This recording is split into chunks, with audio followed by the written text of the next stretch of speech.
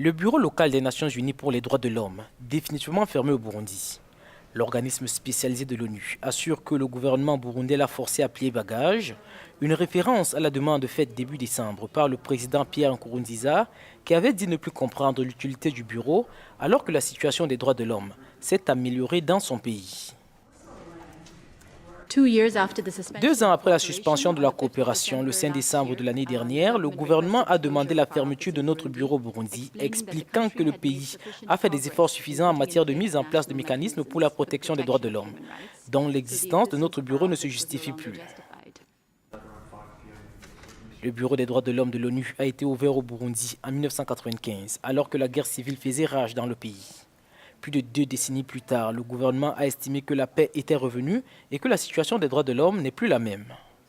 La fermeture définitive du Bureau des droits de l'homme au Burundi est la conclusion de relations tendues entre l'institution onusienne et le gouvernement de Pierre Nkurunziza, régulièrement accusé dans des rapports de graves violations des droits de l'homme depuis la tentative avortée de coup d'État en 2015. Des rapports que Bujumbura a pour sa part toujours qualifiés de mensongers.